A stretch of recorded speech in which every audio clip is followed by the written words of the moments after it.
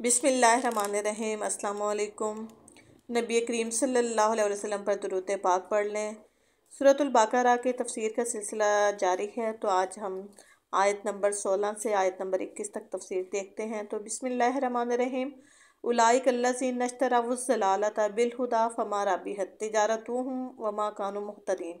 اولئک یہی لوگ، الذین جنہوں نے، اشتروا خرید لی، الضلالۃ گمراہی، بالہدی ہدایت کے بدلے، فما ربحت کوئی فائدہ نہیں دیا، تجارتہم ان کی تجارت نے، وما کانوا اور نہ تھے، مہتدین وہ ہدایت پانے والے۔ یہ وہ لوگ ہیں جنہوں نے ہدایت کے بدلے گمراہی خرید لی ہے، مگر یہ سودا ان کے لیے فائدہ مند نہیں ہے اور یہ ہرگز صحیح راستے پر نہیں ہیں، یعنی ہدایت پانے والے نہیں ہیں۔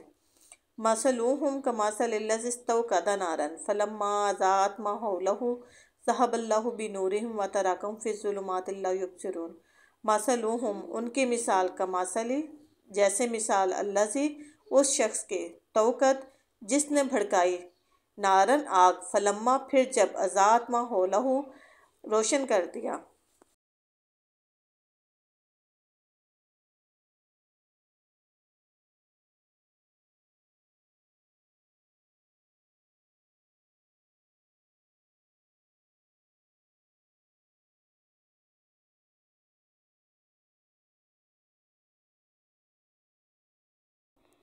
ما حولہ اس کا ارد گرد، صحابہ چھین لی، اللہ نے، بنورہم ان کی روشنی، وترکہم اور انہیں چھوڑ دیا، فی ظلمات اندھیروں میں، لا یبصرون وہ نہیں دیکھتے۔ ان کی مثال ایسی ہے جیسے ایک شخص نے آگ روشن کی، اور جب اس نے سارے ماحول کو روشن کر دیا تو اللہ نے ان کا نور بصارت سلب کر لیا، یعنی چھین لیا، اور انہیں اس حال میں چھوڑ دیا کہ تاریکیوں میں انہیں کچھ نظر نہیں آتا۔ مطلب یہ ہے کہ جب ایک اللہ کے بندے نے روشنی پھیلائی اور حق کو باطل سے، صحیح کو غلط سے، راہ راست کو گمراہیوں سے چھانٹ کر علیحدہ کر دیا، تو جو لوگ دیدے بنا رکھتے تھے ان پر تو ساری حقیقتیں روشن ہو گئی، مگر یہ منافق جو نفس پرستی میں اندھے ہو رہے تھے، ان کو اس روشنی میں کچھ نظر نہ آیا۔ اللہ نے نور بصارت سلب کر لیا۔ کہ ان الفاظ سے کسی کو یہ غلط فہمی نہیں ہونی چاہیے کہ اللہ نے جان بوجھ کر ان کو دیکھنے نہیں دیا، ان کو سیدھے راستے پر چلنے نہیں دیا۔ اس کا مطلب یہ ہے کہ وہ چلنا ہی نہیں چاہتے تھے، ان کی روش ہی نہیں تھی حق کو پانے کی، اس لیے اللہ تعالیٰ نے ان کا نور بصارت سلب کر لیا۔ سمن بکمن امجن فہم لا یرجعون، سمن بہرے، بکمن گونگے، امجن اندھے، فہم سو وہ، لا نہیں، یرجعون دیکھتے، یہ بہرے ہیں، گونگے ہیں، اندھے ہیں، سو وہ اپنے ہی لوٹیں گے، یا وہ نہیں دیکھتے ہیں یا نہیں سمجھتے ہیں۔ سارے الفاظ ان کے لیے استعمال ہوتے ہیں۔ حق بینی کا مطلب یہ ہوتا ہے، اور گونگے اور بہرے کا مطلب یہ نہیں کہ وہ بات نہیں سن سکتے، ان کے کانوں میں کوئی مسئلہ ہے، ان کی آنکھوں میں مسئلہ، مسئلہ صرف ان کے دل کا ہے کہ وہ جو بات حق کی سننی ہے وہ سننے کے لیے تیار ہی نہیں ہے۔ وَكَصَيِّبٍ مِّنَ السَّمَاءِ فِيهِ ظُلُمَاتٌ وَرَعْدٌ وَبَرْقٌ يَجْعَلُونَ أَصَابِعَهُمْ فِي آذَانِهِم مِّنَ الصَّوَاعِقِ حَذَرَ الْمَوْتِ وَاللَّهُ مُحِيطٌ بِالْكَافِرِينَ۔ اوپر بات ہو رہی ہے کن لوگوں کی، وہ منافقین لوگوں کی، کہ جو حق بات سننے سے محروم ہے، کس وجہ سے؟ صرف اپنی روش کی وجہ سے۔ وہ روش جو منافقانہ ہے وہ سننا ہی نہیں چاہتے۔ ان کی مثال آگے اللہ تعالیٰ فرما رہے ہیں کہ کیسے ہے۔ وَكَصَيِّبٍ یہاں جیسے بارش ہو، من السماء آسمان سے، فیہ اس میں، ظلمات اندھیرے ہوں، ورعد اور گرج، وبرق اور بجلی، یجلون وہ ٹھونس لیتے ہیں، اصابعہم اپنی ہی انگلیاں، فی اذانہم اپنے کانوں میں، من الصواعق کے کڑک کے سبب، بجلی کی کڑک کے سبب، حذر الموت موت کے ڈر سے، واللہ اور اللہ، محیط گھیرے ہوئے ہے، بالکافرین کافروں کو۔ ان کی مثال کیا اللہ تعالیٰ دے رہے ہیں؟ یا پھر ان کی مثال یوں سمجھو کہ آسمان سے زور کی بارش ہو رہی ہے، اور اس کے ساتھ اندھیری گھٹا اور کڑک اور بجلی چمک بھی ہے۔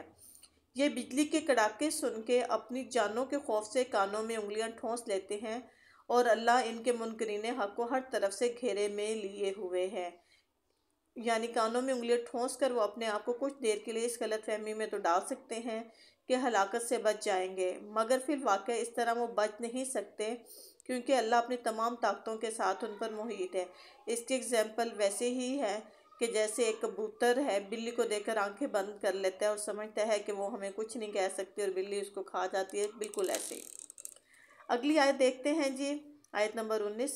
यकाद अलबरक़ु यख्तफ़ु अब्सारहुम कुल्लमा ज़ाग़ मा शअू फ़ीही व इज़ा अज़लमा अलैहिम क़ामू वलौ शाअ अल्लाहु लज़हबा बिसमइहिम व अब्सारिहिम इन्नल्लाहा अला कुल्लि शैइन क़दीर।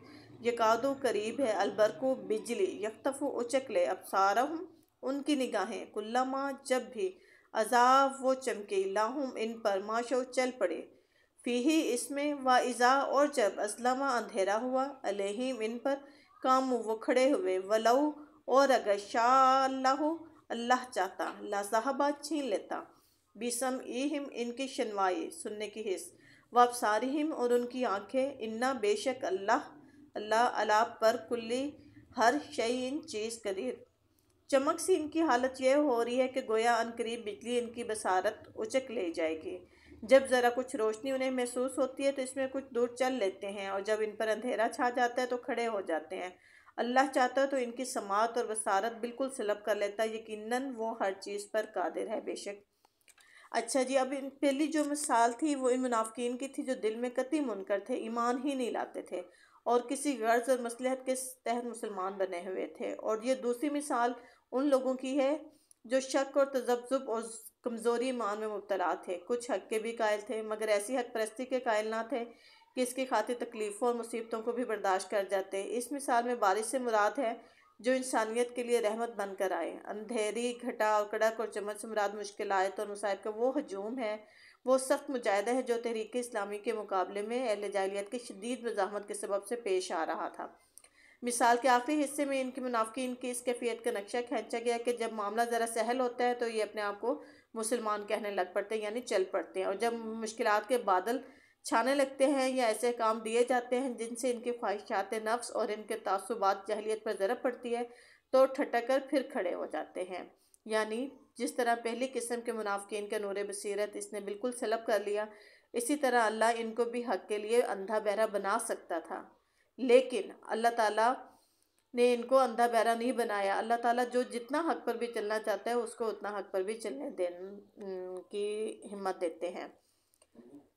या अय्युहन्नासु उब्दू रब्बकुमुल्लज़ी खलक़कुम वल्लज़ीना मिन क़ब्लिकुम लअल्लकुम तत्तक़ून। या अय्युहन्नासु ए लोगो, अबुदो इबादत करो, रब्बकुम तुम अपने रब की, अल्लज़ी जिसने, खलक़कुम तुम्हें पैदा किया, वल्लज़ीना और वो लोग जो, मिन से क़ब्लिकुम तुमसे पहले, लअल्लकुम ताकि तुम, तत्तक़ून तुम परहेज़गार हो जाओ।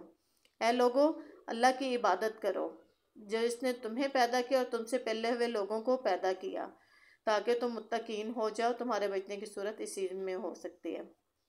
अगरचे कुरान की दावत जो है इस्लाम की वो तमाम इंसानों के लिए आम है, मगर इस दावत से फ़ायदा उठाना या ना उठाना लोगों की अपनी आमादगी पर है, और इस आमादगी के मुताबिक अल्लाह की तौफीक पर मुनहसर है कि अगर कोई आमादा हो भी जाए और अल्लाह की तौफीक ना हो तो वह इससे फ़ायदा नहीं उठा सकता।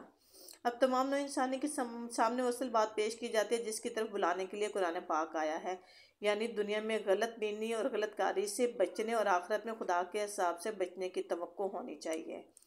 आयत नंबर 21, अल्लज़ी जअल लकुमुल अर्ज़ फ़िराशम वस्समा, अल्लज़ी जअल जिसने बनाया, लाकुम तुम्हारे लिए, अर्ज़ा ज़मीन, फ़िराशन फ़रश, वस्समा और आसमान, बिनान छत, वांज़ला और उतारा, मिनस्समाई आसमान से, मान पानी, फ़ाख़राजा फिर निकाले, बीही इसके ज़रिए, मिन से समरात फल, रिज़्क़न रिज़्क़, लाकुम तुम्हारे लिए, फ़ला तजलू सो ना ठहराओ, लिल्लाही अल्लाह के लिए, अंदादा कोई शरीक, वान तुम तालमून और तुम जानते हो।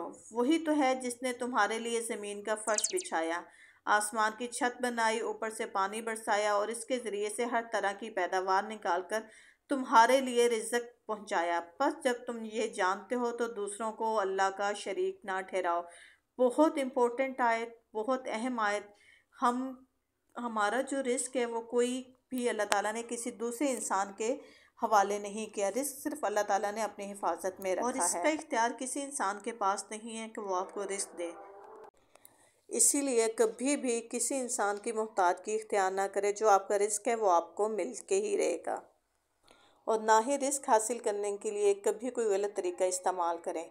वो हक और हलाल तरीके से आपके पास ही आएगा, कहीं नहीं जाएगा। हमें अपनी दुआ में याद रखिएगा। अल्लाह हाफ़िज़।